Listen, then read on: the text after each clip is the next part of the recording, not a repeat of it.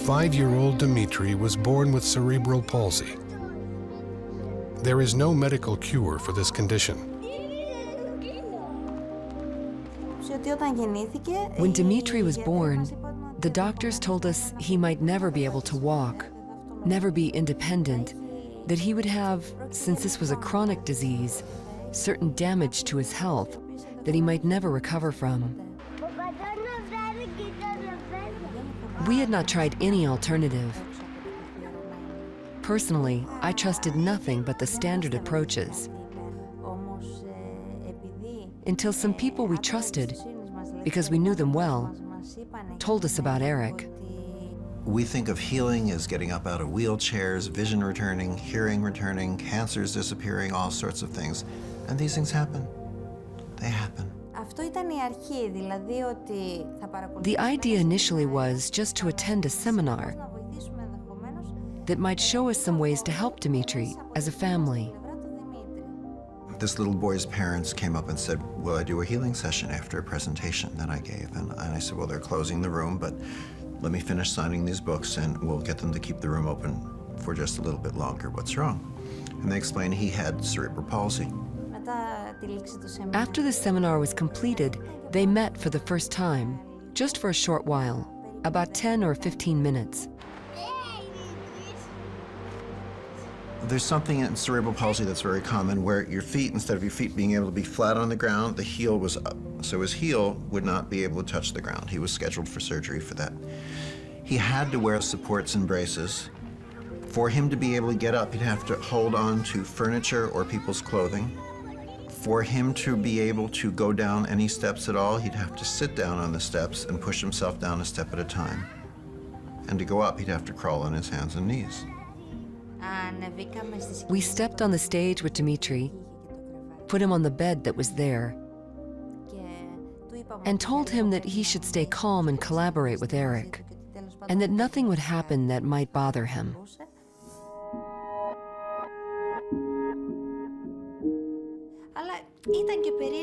It was strange for us to think that this man was trying to heal him using his hands, and yet without actually touching him. He got up after 4 minutes and was not just walking, he was jumping and he was running. It was a huge surprise and a great joy for us. But at the same time, we were left wondering, how does this all work? So fast, so directly, and so effectively. He was walking properly, not standing on his tiptoes. And there was no need for anyone to help him climb the stairs, which was what usually happened.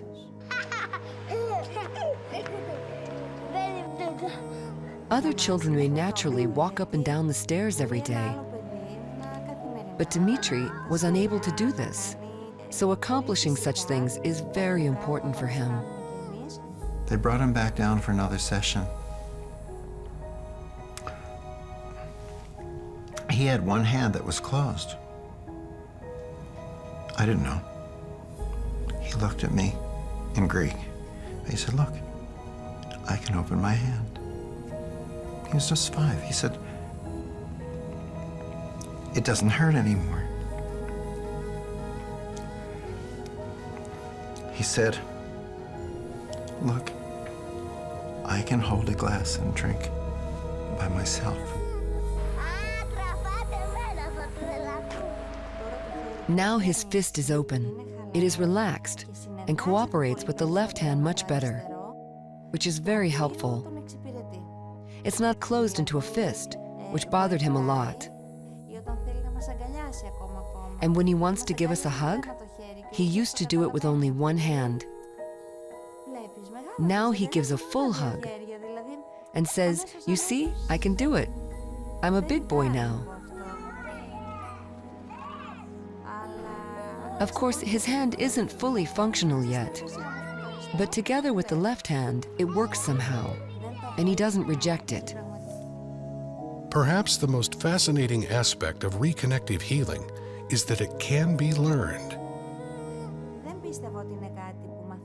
Now, I didn't believe that this was something one can learn.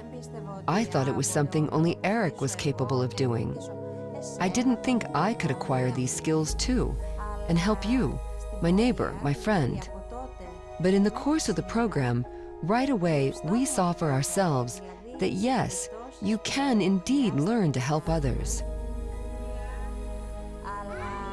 If you see the living example standing in front of your eyes, as we see our own child, then I think that yes, you believe it.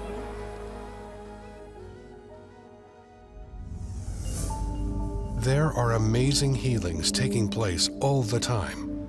Yet, traditional allopathic medicine has no model or explanation for how these healings can occur. We don't understand how it is that even the simplest thing, like the healing from a wound that is so mundane that every child has experienced it, we don't have a full understanding of how that occurs. The answers may lie in the fundamental shift which is occurring in our understanding of our universe.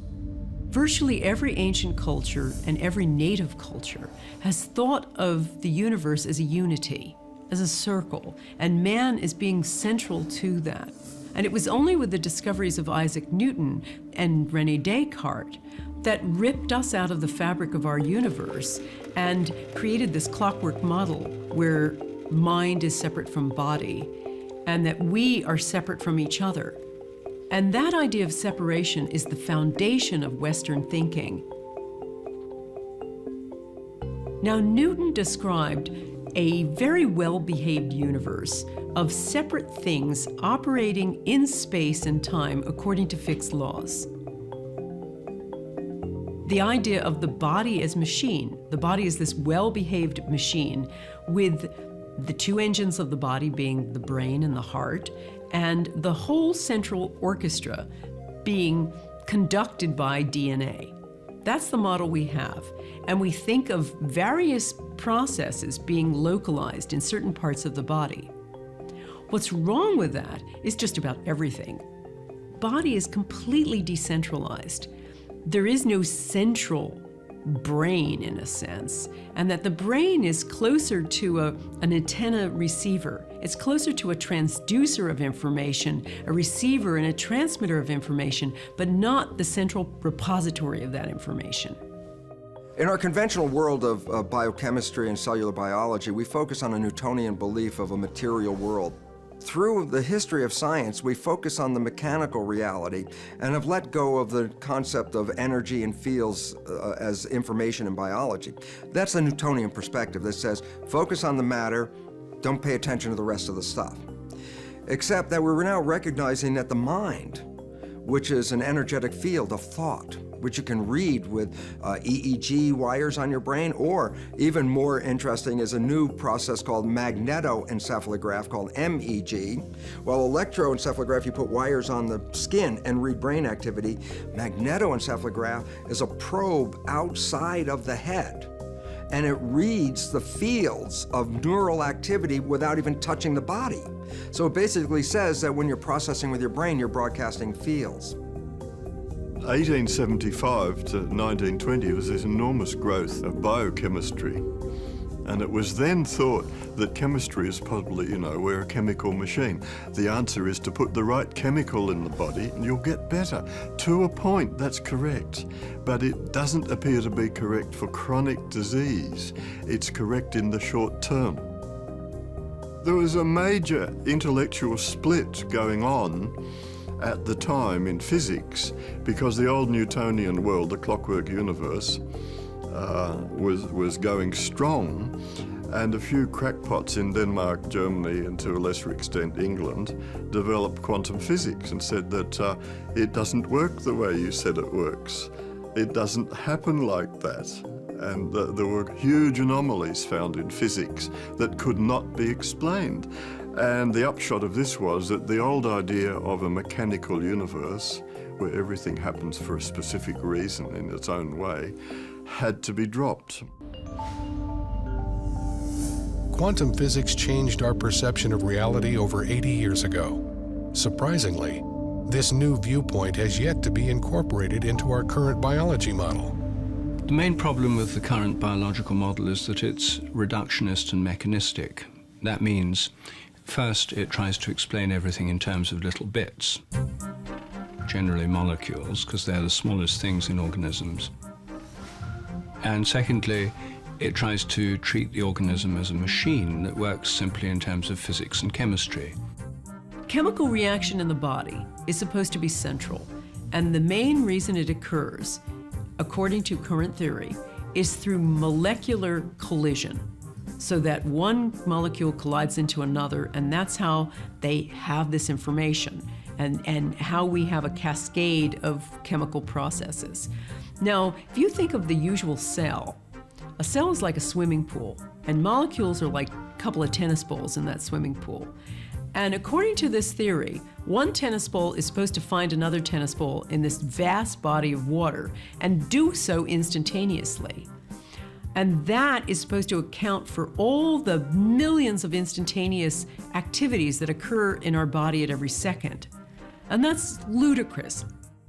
The existing control system of modern medicine is enzymes, hormones.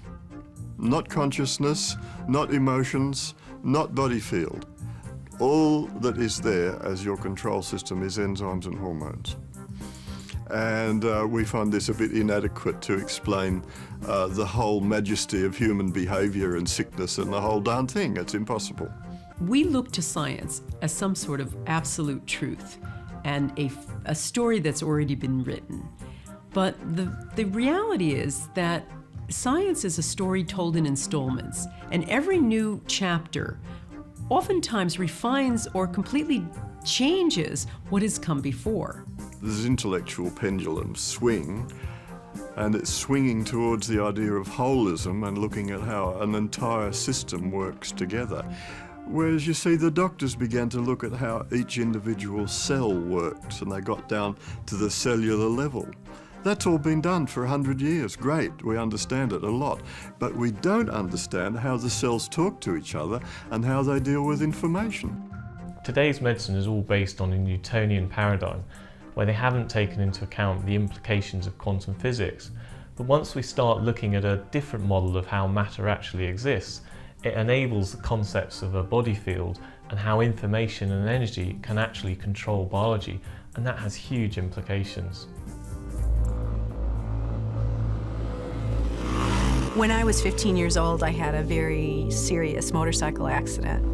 I was on a motorcycle I shouldn't have been on, and we were hit by a car that caused a very serious wound in my leg, ended up with 66 stitches. At the point of impact, I clearly remember having an out-of-body experience where my consciousness watched my body tumbling through the air and ultimately landing. And it was sort of shocking to me when I kind of came back into the body. That said to me that perhaps my consciousness isn't just in my brain, but that it is imbued with more quality than that. And then as I was facing a very serious outcome, they talked about the possibility of having to amputate part of my leg. I remember laying with a cast from my hip down to my ankle and thinking about how to rally my immune system through my thoughts such that I could promote healing in my leg. And so I would lay on the couch and I would visualize my immune system, and I could feel it tingling. I could feel the healing happening in my leg. And I didn't come from a medical family. I have no idea at all where this idea came from. But somehow it was noetic. It came directly to me that that was what I needed to do. And ultimately, they took the cast off, and I'm a two-legged creature still, thank goodness. And so I think that there was something about, my own personal experience with that healing, that there was something about recognizing that my mind was important to my body, and my body was important to my mind, that I just knew intuitively. Mind, intention, belief. Can these factors influence healing? If you think you have an incurable disease, if you think it yourself, you are right. If you think your problem is curable, then you are also right. It all depends on your intention. When you think about intention, what is intention? And how does intention play a role in healing? Intention plays a role when you think about how our thoughts and our emotions and our cognitions influence our immune system and our endocrine system. And we know that this happens. We know that people who feel a tremendous amount of stress, for example, have a diminished capacity in terms of their immune system's functioning. It's been discovered in the laboratory over the last 15 or 20 years, for example, that intention does have physical effects. So, for example, we recently conducted a study where we recruited couples, one of whom had cancer. And we took the partner of the cancer patient and we trained them in what we called a compassionate intention program. And so they were invited in to participate in a training program. A lot of it had to do with meditation, it had to do with heart opening, it had to do with subtle energies. And we took them through this training program, and then we asked them to go home and continue to practice this intervention for 8 weeks. We brought them back and we put them in our laboratory, and we monitored the patient in one room, and we put them in a 2,000-pound electromagnetically shielded room so that there was no possibility of electromagnetic fields or the partner of the cancer patient talking to them on their radio, on their cell phone and saying, okay, breathe deeply now. We could rule out any of those kind of conventional explanations. Meanwhile, the partner who'd gone through the training program sat in another room and watched the image of their loved one on a closed-circuit television screen.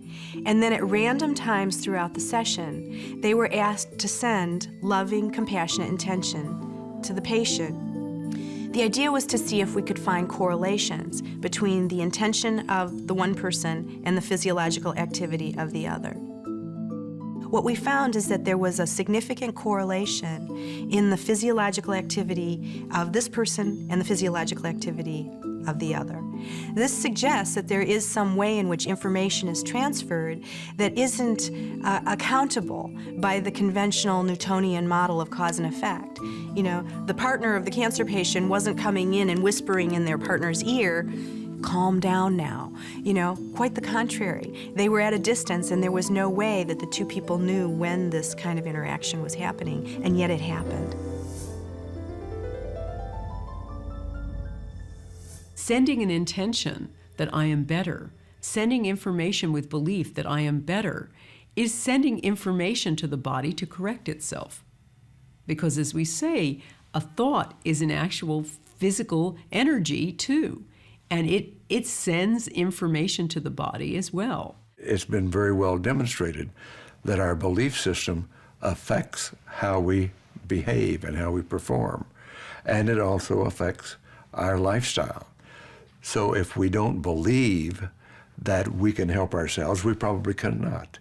If we don't believe that positive information is useful to our health and well-being, then it probably won't be. Our thoughts create our body moment by moment. When we think positive thoughts, we release certain chemicals into our body. When we think negative thoughts, we release negative chemicals into our body.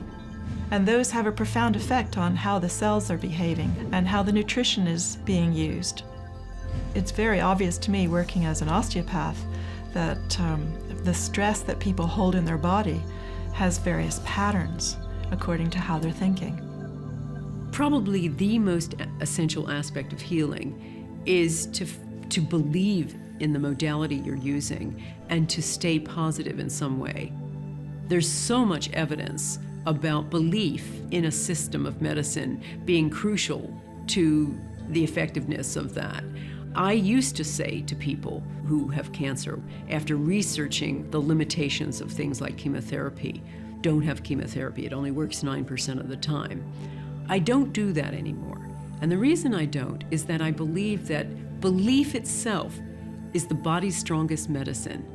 And if you believe something is going to work, regardless of what that is, it's going to work for you. There was a study in Houston of some patients going through a knee operation for arthritis.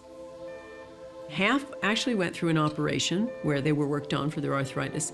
The other half were given a sham operation where they just opened the knee and then closed it and did nothing.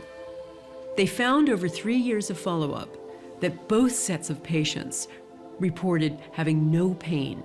So the patients where nothing was done to them still reported being pain-free. Their arthritis was gone. There have been other studies looking at if there's any difference between going to the gym and thinking about going to the gym. And with this study, they took a group of people and they sent half to the gym to work on their biceps, and the other half were allowed to sit in their armchairs and just think about going to the gym and working on their biceps. And they still recorded a very strong effect in the group who had just sat in their armchairs. The couch potatoes still built up their biceps. So the body really can't distinguish between, action and thought. And you see this most clearly with the placebo effect. Traditional Western medicine typically attributes spontaneous or miraculous healing to placebo. But what exactly is the placebo effect?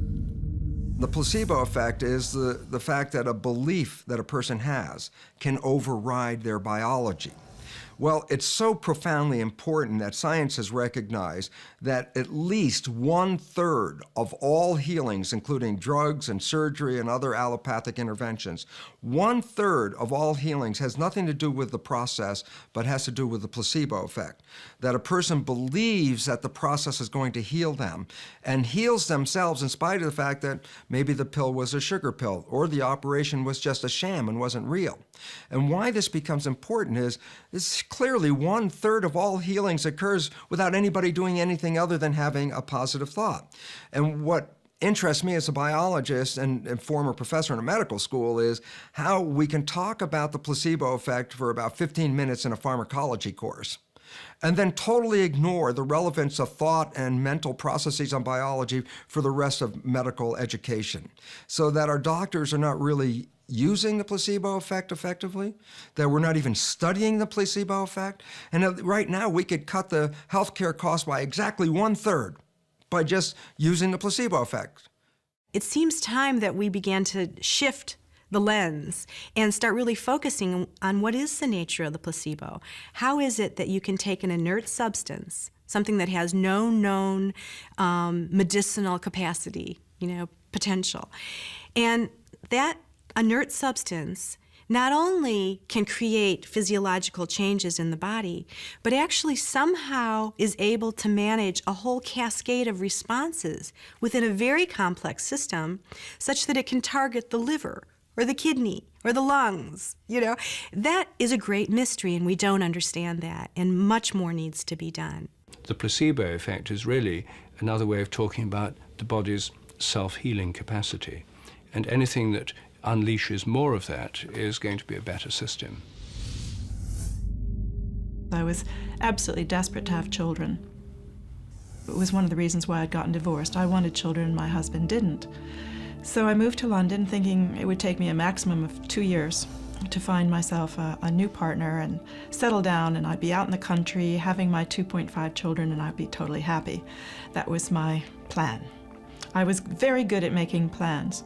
So there I was. I had my osteopathic practice. I was seeing clients, and I was stressed, frustrated, depressed. And I had been having headaches for years, maybe 10 years. I'd been having these terrible headaches, which were getting worse and worse and worse. Sometimes they lasted as long as 5 days.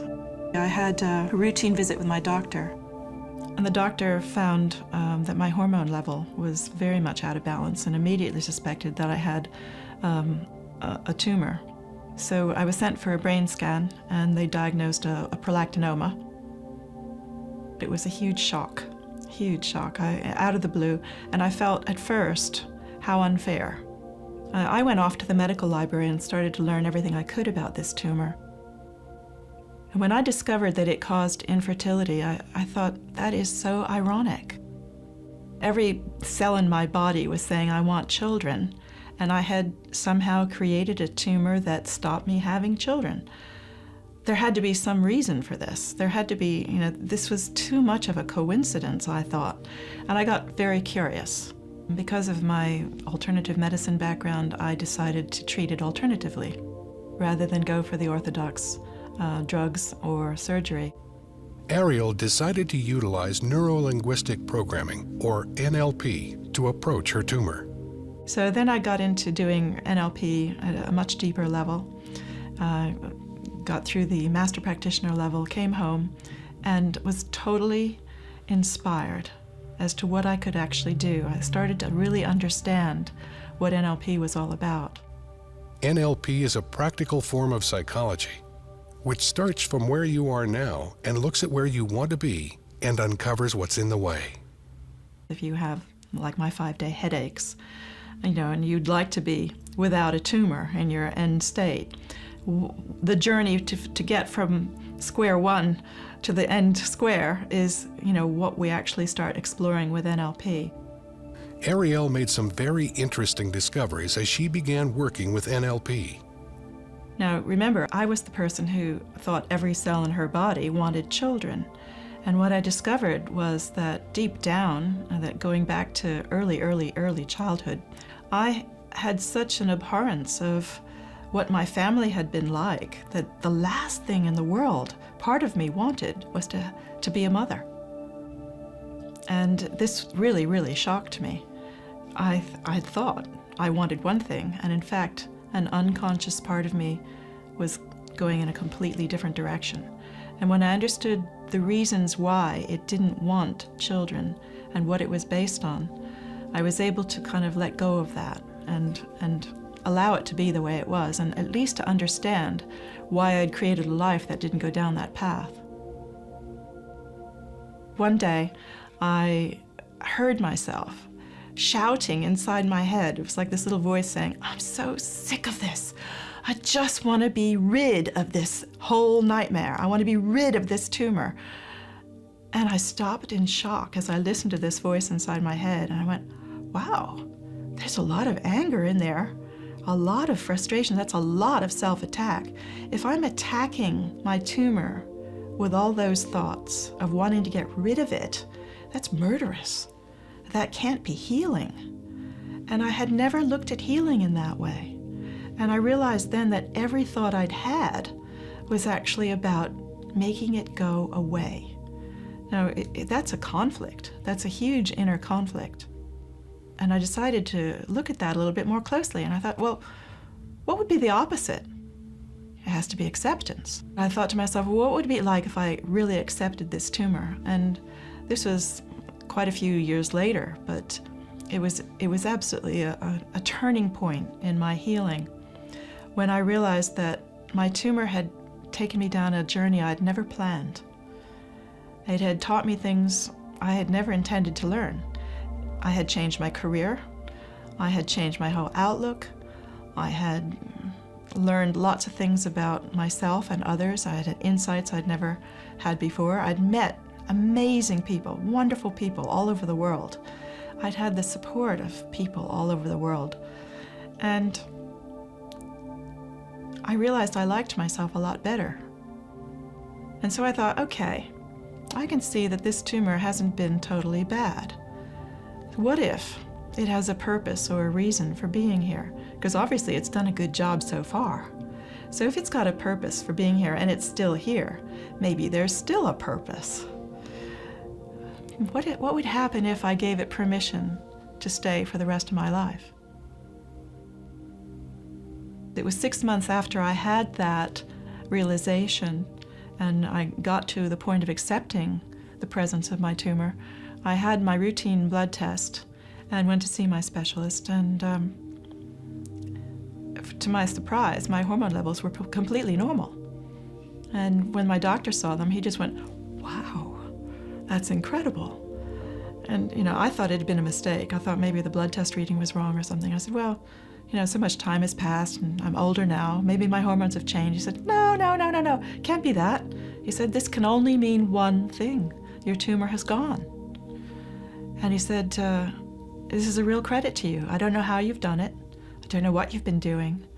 But I have to tell you, I've seen you for 10 years and you're not the same person you were 10 years ago. You are completely different.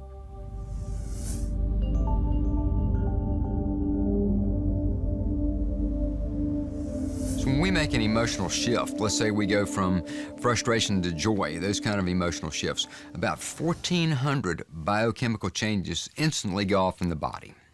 Now, if you think about the course of one day, all the emotions that we feel, the highs and the lows, and the myriad of emotional textures that occur through our perceptions during a day, you can see that emotions are creating lots and lots of changes in our physiology. So it makes a lot of sense to start paying attention to the emotional diet as well as to the physical diet. That's one of the keys to better health and certainly to slowing down the aging process. Strong negative emotions just degenerate us. Positive emotional states regenerate us. Become simple math. Feel more love, more care, more appreciation, and your health's got a better chance of improving and staying that way.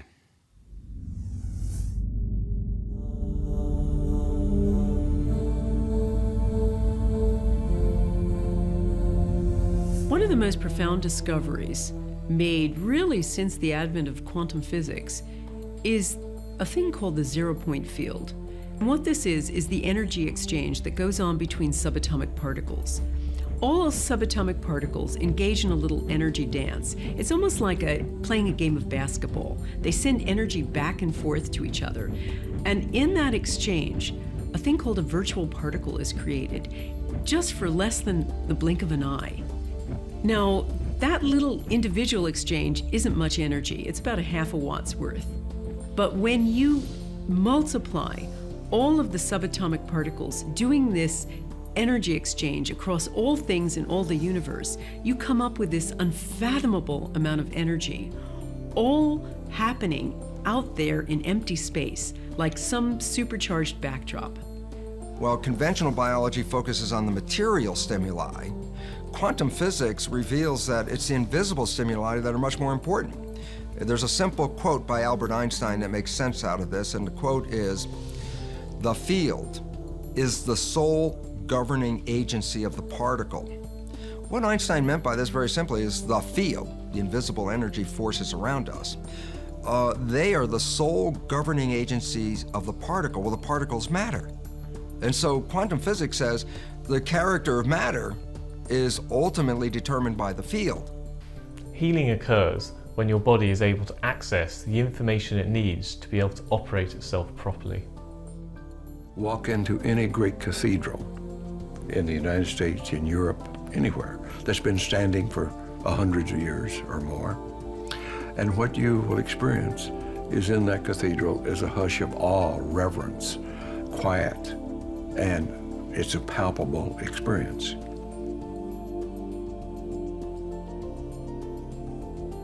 Why is that true? It is true because for hundreds of years, the people going into that cathedral have been on their best behavior.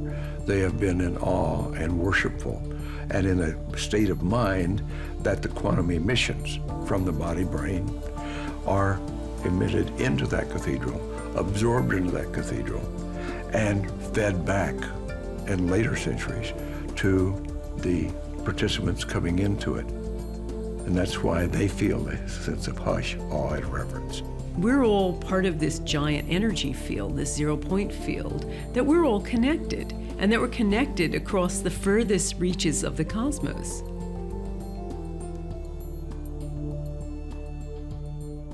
When you're looking at the body, it consists of over 70 trillion cells, and somehow all of them magically know exactly what to do at exactly the right time. And this actually cannot be explained through normal biochemical messages or even nervous system impulses, because the times involved just simply don't add up. This is where we need the human body field, which is an information structured energy field. And a way of looking at that, if we take the normal Einstein equation of E equals mc squared, which means energy equals matter times the speed of light, what that is saying is that all matter is actually energy, but it's missing one fundamental thing, and that is actually that all matter is information structured energy, and that applies to biology too. So when we're looking at the body, what is it that's actually coordinating everything that's going around in the body? It's actually information and energy. And therefore, what's really crucial in how your body operates is to look at the information and energy of the body. Watch an ice skater. There are things that they can do that are not describable in terms of nerve impulses. Nerve impulses and chemical reactions are too slow to explain the subtleties of life. Even now, if you look up the textbooks in psychology, in medicine or biology, and try to find out how the nervous system works, you're confronted with the discontinuity of the system. The nervous system is comprised of neuron cells that carry electrical and chemical impulses throughout the body. If you measure the impulses of the nervous system, we get some of them going at 200 miles an hour, whereas other of them going at 2 miles an hour, and I think those of the pain reflexes are very slow. How on earth the brain or any other part of the body can coordinate the nervous system and your very fine movements when these impulses are supposed to be traveling at many different speeds is just an impossible problem. If you're a dancer, for example, we're moving in 3 dimensions and you're moving in time. How on earth that person can coordinate all of these important dance steps is quite a mystery. This seems to be impossible with the contemporary model of the nervous system. We need a field theory to explain how the nervous system in all its complexity can coordinate everything that happens in the body. We now know when you study nervous system activity that the brain can start firing synchronous pulses throughout different areas of the brain virtually instantaneously. The significance of these coherence of these pulses that begin to fire when actually consciousness is functioning is when scientists looked at how fast you could coordinate all these different areas that were focusing at the same time, that the coherence of the firing was faster than the physical ability of cells to communicate from one area to the other. So basically, these results reveal that the brain is communicating on a higher level than through the physical transmission of nerves.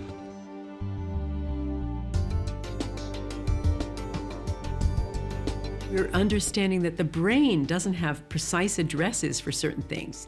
No one's been able to find where memory is, for instance. And Carl Pribram did some amazing studies years ago, horrible studies, where they taught rats certain runs and then began systematically destroying the rats' brains.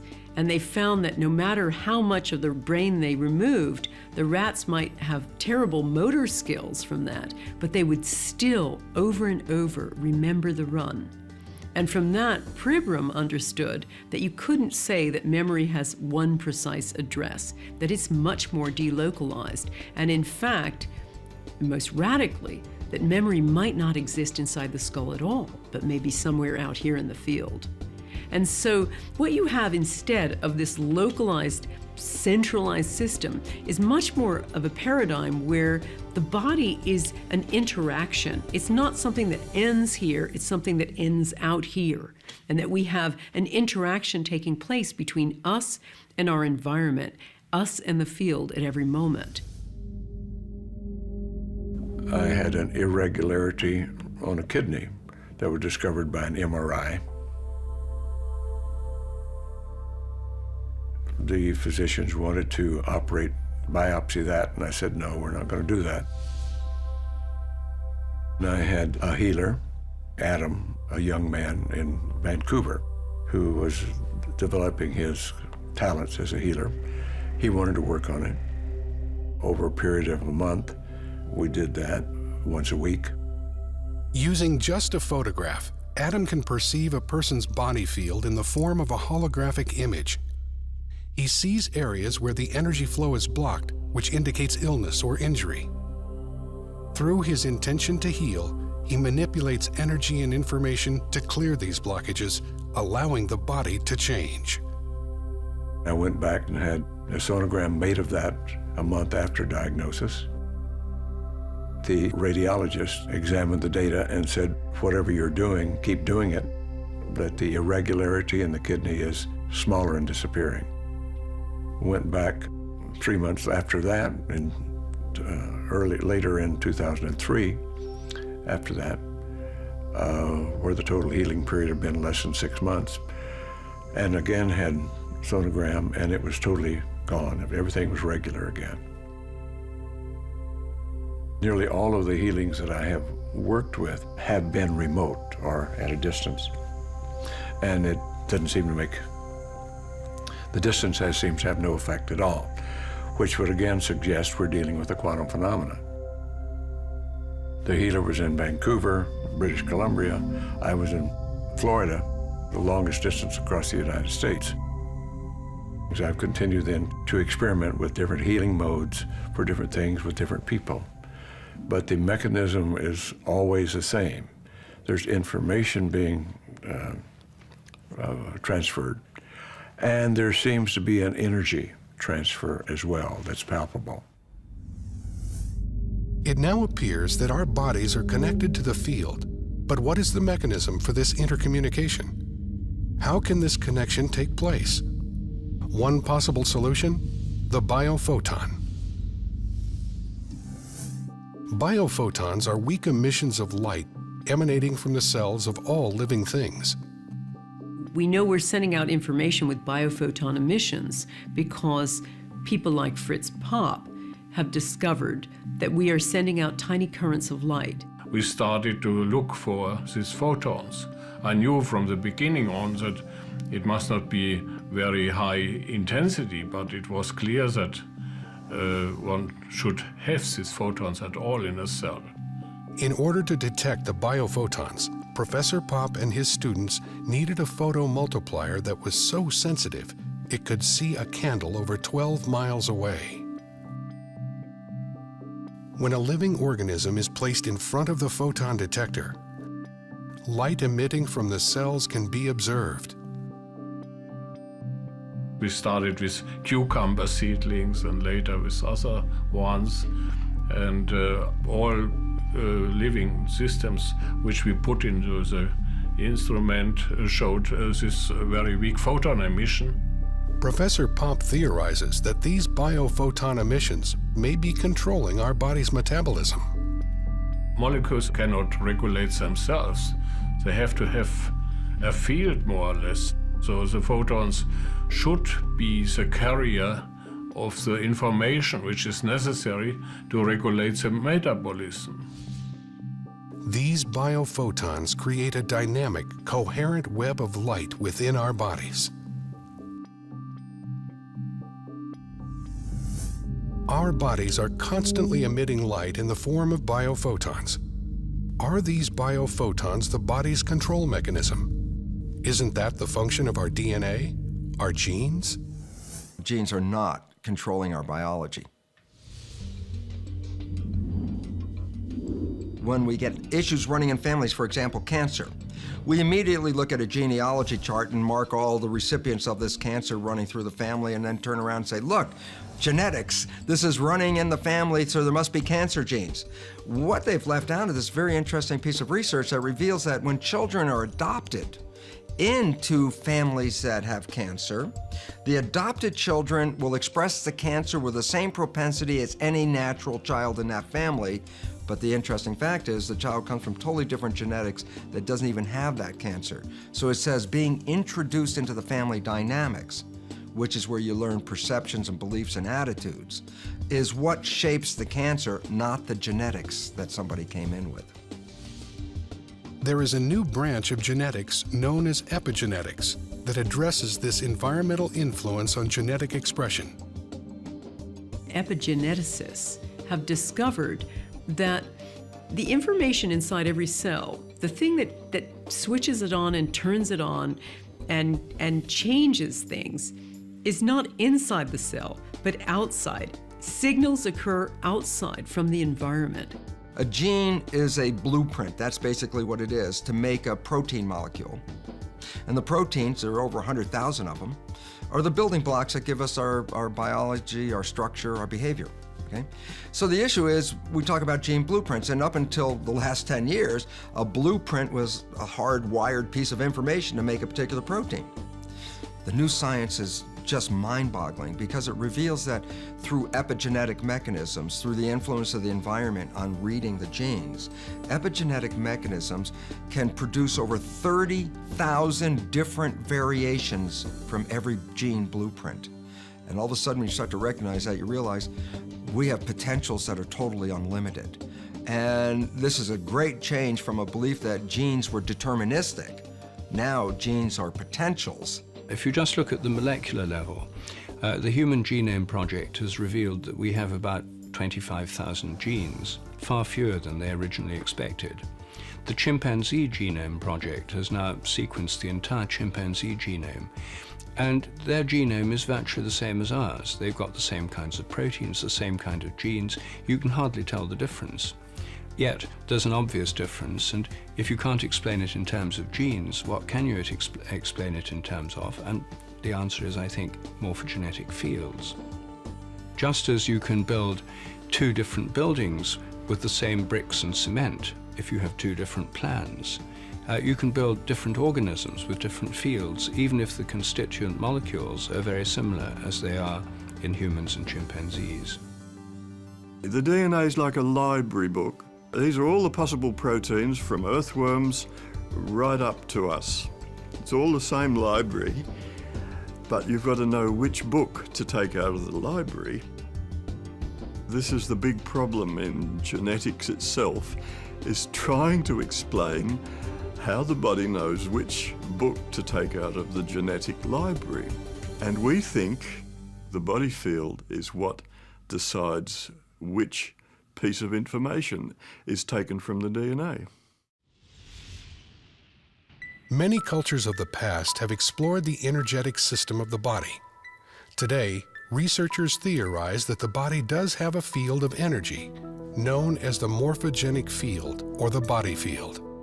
There's a hierarchy of fields organizing our bodies. There's the field of the whole body, there's the fields of the organs, and then the fields of the tissues, and then the fields of the cells within those.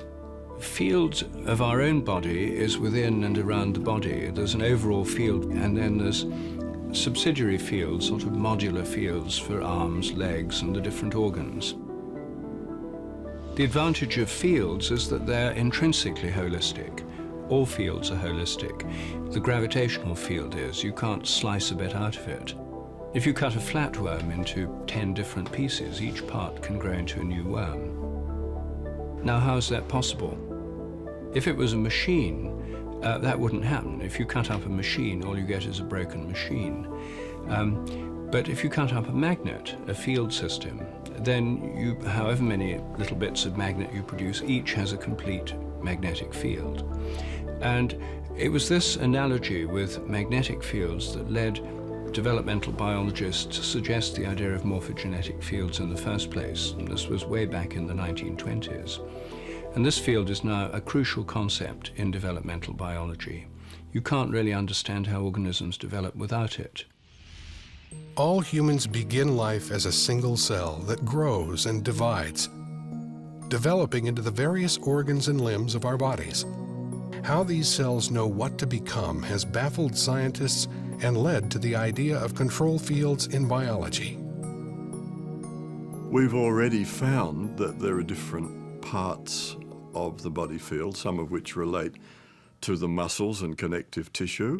Another part of the body field that relates to the brain and nervous system, yet another one for the morphic field, which connects back to the DNA and the genetic information of your body. So it links up with medicine in many places, so it's not different from medicine, it's just going a little bit further conceptually. These energetic fields may provide the information necessary for controlling the body. How does the body know to maintain its temperature at a particular temperature? What decides, or who decides, what is going to be the correct blood pressure for that person? Nobody knows, and we're saying, as a holistic idea, the body field decides to turn all the knobs. Informational healthcare means that if we take the ideas of epigenetics, we're actually able to take the information from your original blueprint of how your body works when it's working perfectly imprint that information back into the body. And as you do that, the body starts to correct itself and go back towards that original healthy blueprint. Morphogenetic fields, or more generally fields of information, yes, are control systems over and above the molecular level or the biochemical level. They're systems that organize the body, they organize the developing organism. Plants have them too, all animals have them. They maintain the form of the body, they help bodies to recover from disease or damage, they underlie regeneration, for example. And I think that we really need a field-based model of the body if we're ever going to be able to integrate different forms of healing or medicine into a coherent understanding. The body field is an energetic field filled with patterns of information. All of the organs in our bodies generate their own specific fields. One organ in particular seems to generate significant fields which affect the entire body. The heart is the emperor in the system. The liver and all the organs have other tasks, but the heart is overruling all.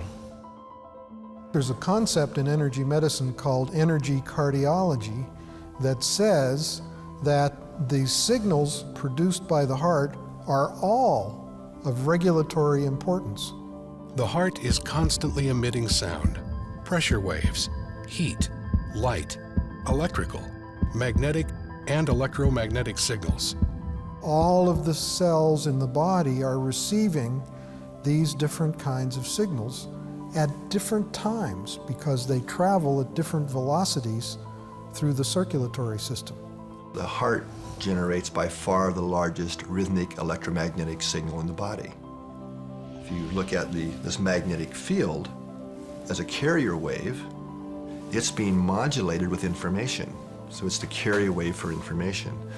And the work in our lab has shown quite clearly that it's modulated with emotional patterns. In other words, if we're feeling angry or frustrated, irritated, the information that's being imprinted on that magnetic field is very different than if we're feeling care or love or compassion towards that person. The heart has been found to have rhythmic beating patterns that can be incoherent or coherent. These patterns are closely linked to our emotions and how we feel. When the heart's rhythmic beating pattern is smooth and ordered, it's called a coherent rhythm. And that coherent rhythm entrains or synchronizes the brain rhythm, the nervous system, the bodily organs and glands all dance in harmony to that heart coherent rhythm. Positive emotions, what we tend to call positive, things like love, appreciation, care, forgiveness, gratitude, all lead to a very different kind of heart pattern than negative things. Like if we're feeling anger or irritation, anxiety, those create what are called incoherent rhythms or disordered patterns. On the other hand, we have the positive feelings when we're just appreciating the sunset and how beautiful it is. Our heart's beating out this what we call coherent rhythm. It's a sine wave-like pattern that the heart is sending to the brain. And we call it heart coherence because in research we find that the heart has to get into this synchronized, coherent, rhythmic pattern of heart rate in order for the rest of the brain and the nervous system and body to entrain and synchronize to that powerful rhythm. So it starts with the heart. When we feel the pulse, what we're feeling is the pressure wave created by the beating heart. It's not actually the flow of blood, it's the pressure wave. So every time the heart beats, that pressure wave goes to the brain and throughout the body.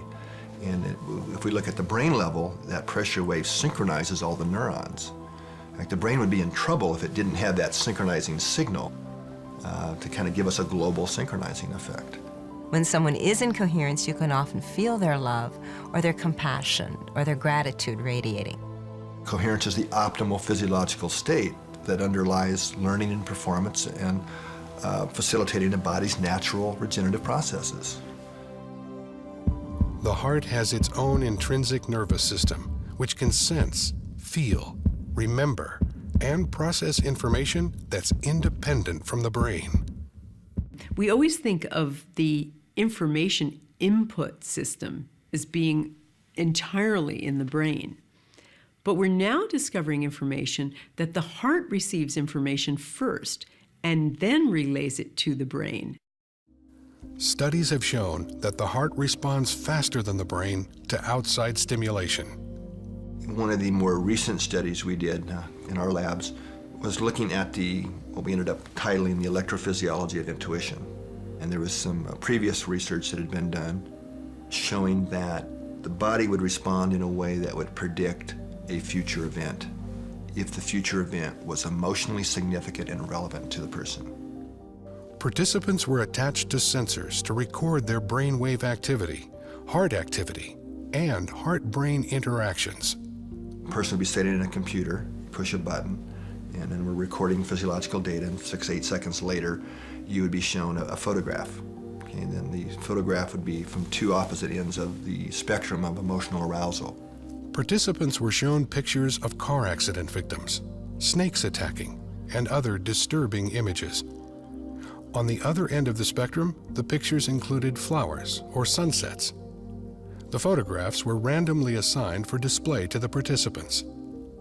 What's key here is the computer assigned not only which photograph, but which type of photograph after the data was already recorded. So it was absolutely impossible for the research subject, the experimenter, to have any kind of foreknowledge of what photograph it might be. The computer itself didn't even know. The results were surprising. The body responded even before the picture was displayed. What we found was that not only did the body indeed respond prior to the event, seeing the picture, in a way that would predict it, but it was the heart that responded first. The heart's response was not only faster, but the signal it sent to the brain varied depending on the emotional content of the picture. Looking at the signals that the heart was sending to the brain, that the heart literally sent a different message to the brain, depending on what the future picture was going to be. Then you saw a brain response. Then you saw the body response, which is where it then became conscious. So the flow of this intuitive information is heart, brain, body, and then you have to have the body response for it to become consciously aware of it. What these experiments reveal is changing our basic understanding of how the human body functions. It appears as though the heart and brain, later, have access to a field of information not bound by time and space. So if we're talking kind of quantum holographics or quantum physics, that's old news. So we're really starting to have ways now of showing that we really do have an energetic or an electronic system. And that's really primary, that it's certainly not bound by time and space. The heart is connected to a field of information and intelligence that's different but complementary to the field of the brain. It's very clear these neurons in the heart and the brain part have short and long-term memory. They process information. It's a functional brain. Other researchers theorize that the heart may be the master organ for imprinting information into the body field. There's a lot of neural tissue in the heart, and we believe that neural tissue is there in order to act as an imprinter for the hologram. The body's holographic body field is continually supplied with information via the pressure waves of the heart. Inside the heart, there is an enormous amount of charge. Now, the pressure waves in the presence of this charge inside the chamber of the heart is sufficient to imprint information. If the heart is transmitting or imprinting information, there must be a way for the cells in the body to receive that information. There are receptor protein cells on the outside of the cell, which are simply there to receive environmental information. How is my day today? What is going on out there? What does the body want this little cell to do today? You see what I mean? There has to be intercellular communication, but there has to be one source so there can be one control system for the body.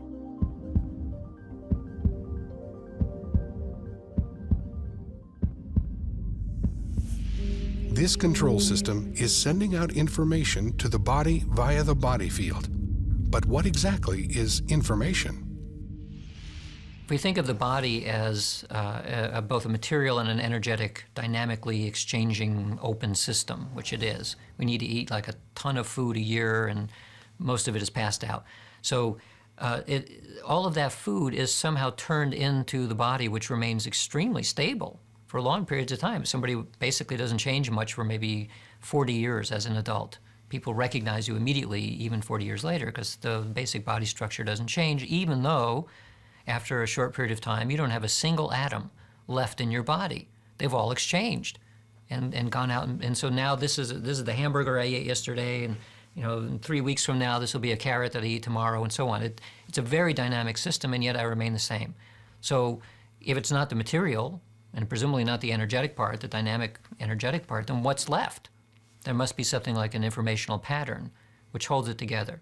Many scientists who are on the frontier theorize that, and have demonstrated, that we're an information system, and it's not entirely localized in our body, that we're accessing information from the field all the time.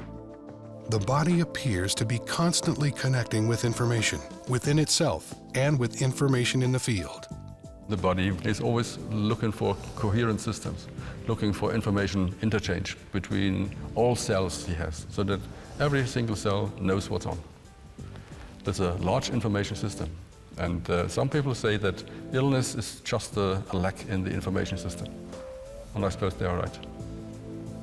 Matter is compressed energy. Information is patterns of energy. There's an information flow in our bodies that we still don't completely understand through our nervous system and through the tissues. And even the ancients, some of the ancients and the Chinese call it the acupuncture system, which is a system of information flow in the body itself. We get a system when we get structure. There's information everywhere, isn't there? But you only get an information system when it's ordered. And the great thing that was discovered in the 1980s was that the acupuncture system appears to be an organized system. It's not just a random group of acupuncture meridians. It looked, upon doing experiments, that they wanted to arrange themselves in a certain order, and that they wanted to communicate with each other in a certain direction. So we're saying that information has order, and that's what makes the body feel, is the order itself. The implications of looking at the physics of the body and combining that with technology is that more and more people are going to be able to take control of their own healthcare journey. Now, if you look at the past 100 years, the control of people's health has actually been in the doctors and practitioners who've directed what biochemistry or pharmaceutical they should take.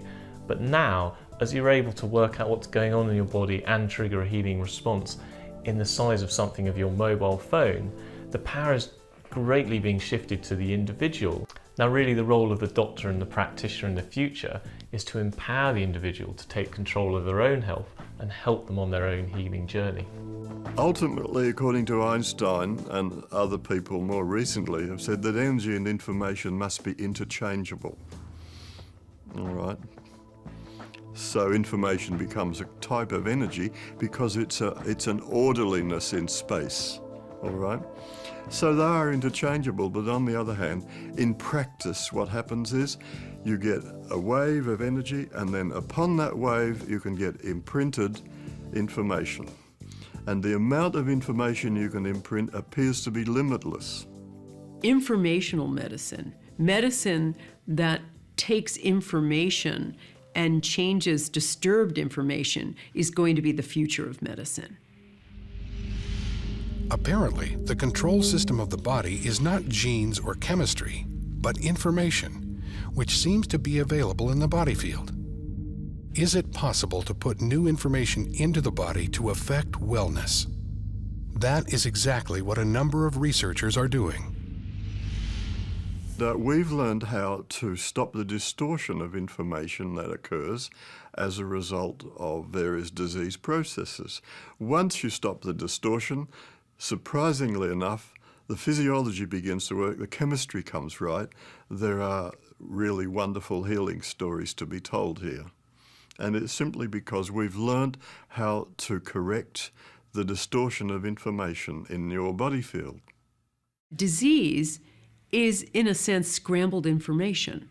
And so if we can access the appropriate information, we correct the scrambling. And that's what a number of these new energy modalities are doing. They're basically correcting that information scrambling. That's what we've done too. I was diagnosed with thyroid cancer when I was 20, which resulted in having to have surgery, and they removed all but a fourth of my thyroid gland. I've had to take a synthetic hormone to give me the thyroid hormone that I needed ever since. I was diagnosed with chronic fatigue syndrome some years later, and fibromyalgia some years later, which, I just continued to get sicker and sicker. My husband had to pick me up out of the bed if I had to get up. He had to feed me, set me up in the bed and feed me.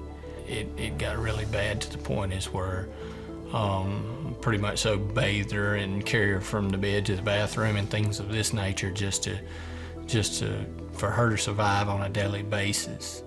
They really didn't know what to do for that type of illness. I was pretty much told that you just kind of had to live with it.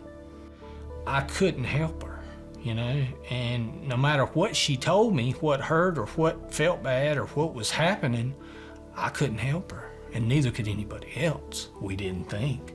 My doctor finally said, Vanessa, I really don't know what to do for you at this point. All I can do is try to give you medicines to make you more comfortable. But I would suggest that you go see this nutritionist, and maybe she could help you figure out what you can eat, or at least, you can start to get some nutrients from something. Vanessa actually was referred to me by her endocrinologist. When she first came to me, she was literally not able to spend a day at all out of the bed.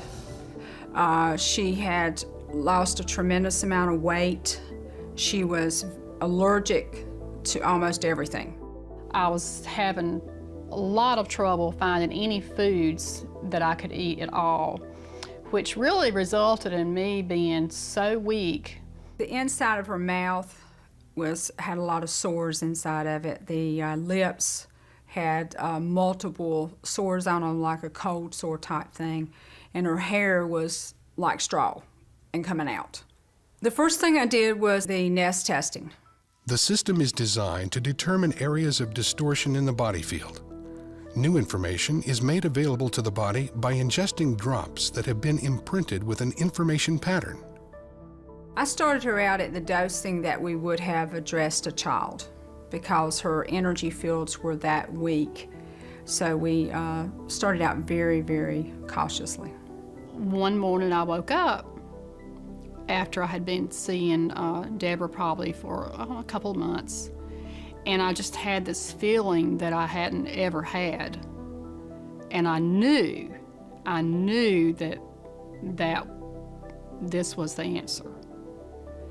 And I felt so good that I just cried.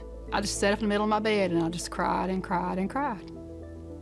In about 6 months, she reached an energy level of where the body was beginning to transfer message more effectively, to where every layer that we went through, she was showing remarkable health changes. Being from a man's standpoint and a southern country boy type person is how I grew up. I first thought it was hocus pocus, and I had my doubts, and it took a while, but I see now that it's phenomenal. It truly is. I've become healthy enough to what I think is living a normal life again, because now I can clean my own house. I can cook my meals. I can even work in the yard. I can even wash my car. I can do things that I never thought I would ever be able to do again. It's 180 degrees from where it was. It's just a total turnaround. It really is. I really don't know how to explain the difference in the way I feel. It's like I died and I come back to life. And I never thought that I would ever feel this way again. I got my life back. I got my life back. And it's wonderful.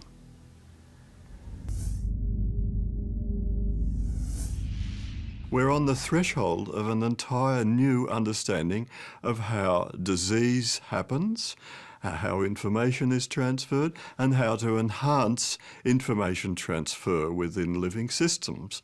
There's a vast increase in chronic disease in our community, and I believe using these information methods that we can treat the chronic disease that couldn't be treated before. Magnetic fields, and more recently pulsed electromagnetic fields, have been used extensively in medicine, but where it gets really interesting is where you put information in onto the signal of a pulsed electromagnetic field, and that we've been witnessing within our research has been having incredible effects on people's healing responses. One of the most remarkable instances of the effectiveness and the instantaneous effect of informational medicine I heard about recently, and it had to do with this system called thought field therapy, which is an energy psychology that supposedly heals and changes negative thoughts around us. And the theory is that negative thoughts hang around us almost like a net, and they affect bodily systems.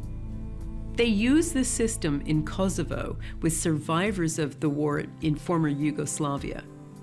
These were families who'd been severely traumatized because the policies of ethnic cleansing were to kill half of a family just so the survivors would be demoralized. So they took a group of people who had severe post-traumatic stress syndrome, who would have required years and years and years of talking cures and medicine and all that sort of conventional thinking. And they gave them thought field therapy. And to a person, this is 100% of the people in this study were made virtually instantly better, to the point where they were laughing, joking. They were healed completely from this trauma. Even the practitioners of energy psychology were blown away by the power of this modality. But this just gives us one small example of the power of using information as medicine. So the most important thing for people to do is to take total responsibility for their health, not to think that it comes from outside themselves or that somebody else can give it to them. And by taking total responsibility, that may mean they have to start with choosing the thoughts that they think so that they are in a good state of mind, the state of mind that's most conducive to healing. One of the fundamental things that has to change in the future of medicine is this focus on the gene as being the solution to every illness. If you look at what epigeneticists are coming up with, you have an understanding that the gene is really subordinate to this outside information system, and that we have to look at information rather than the gene as being the thing that we have to crack, so to speak. We have to come up with information systems that regularize the things that go wrong. I think there is absolutely no question that healthcare today at a global level is in crisis. And it's a crisis of meaning, it's a crisis of economics, it's a crisis of leadership, and it's a crisis of our models and our understanding of what promotes or facilitates healing. We do things like we have a war on cancer. We try to destroy invading organisms. It's a warfare model of health and disease and how to treat disease. And the body really doesn't go for that. We have to learn from other cultures, from other traditions, from the observations of all the different kinds of healers that are working in our own cultures at the moment. We have to take the best of modern science and use it to integrate what's going on. What we need to do is foster a revolution that shifts our model from a disease-centered orientation to a healing-centered orientation. And once you begin to make that move, you are, responsive to a variety of different factors that can facilitate or enhance our natural healing capacities. I think we can rightly say the revolution has begun, not just in my case. There are research workers all around the world who are thinking much the same, and who have research data that we can incorporate into these new ideas of the body field. But I think now we have a viable scientific theory for how the body stores and accesses information. So we do have a medical revolution on our hands.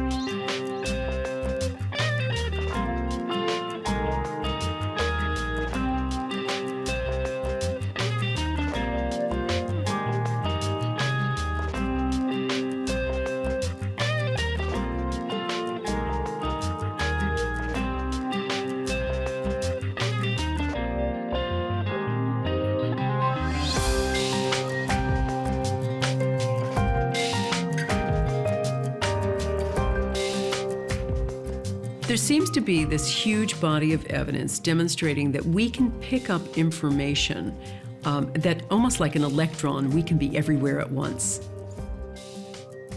So I would say what healing is learning to correct the human body field so that it works according to the original blueprint. As the universe is holographic in nature, that means that we're all able to access the information that we all need to be able to operate healthily.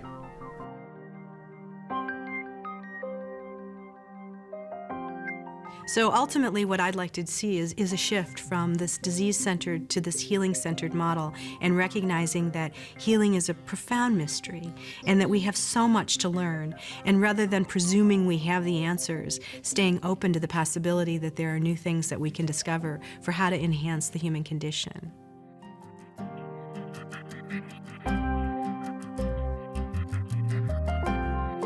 The mind is the functioning of the brain that interprets the environment and adjusts the biology. So rather than being controlled by our genes, our biology is controlled by our mind. And when you understand this, then you realize the power of being able to change your mind, because when you do that, you change your biology and your genetics. If someone's sick, they don't want to know whether pill X works better than a placebo in a double-blind trial. What they want to know is, what's the best kind of treatment?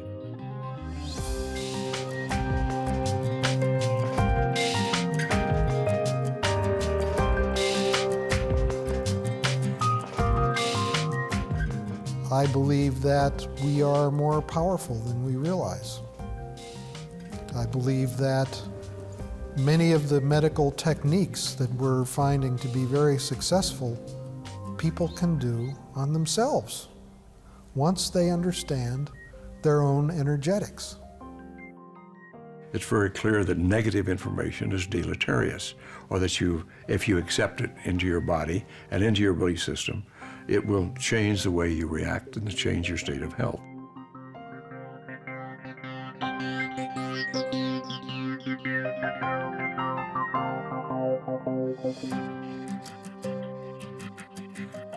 We know that from work by William Tiller and others, we found that when you begin to work with reconnective healing, there's an amount of, I believe he calls it, excess-free thermodynamic energy that is released. That if this were just energy or just energy healing instead of the reconnection, for this amount to be released and this change to happen in people, it would require that the room temperature rises over 300 degrees centigrade, which of course does not happen because we're accessing something new and something different.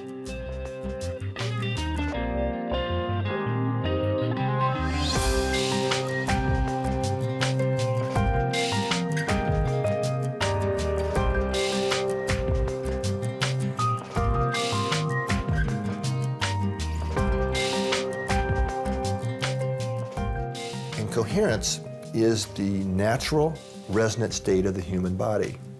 In other words, we do have, us humans, we have a resonant frequency. Okay? And it's also what we call the coherent state.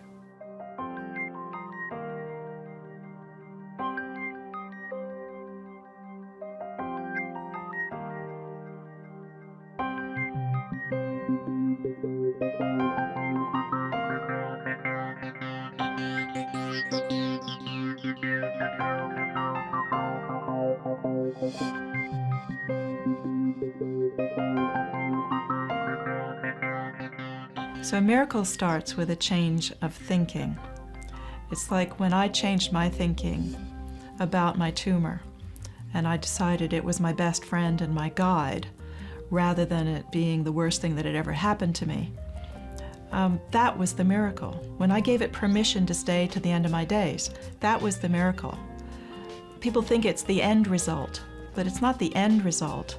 It's the change of thinking which leads to a completely different inner state.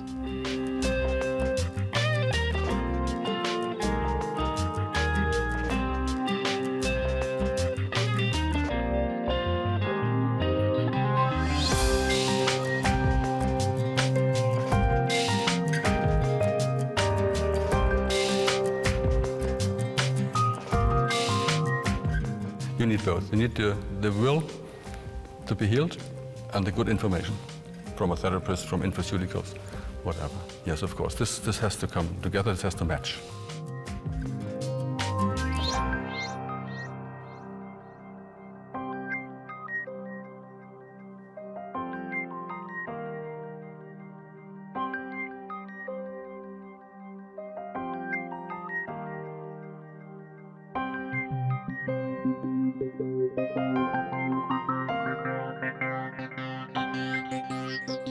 So healing is restoring the body's own self-repairing mechanisms.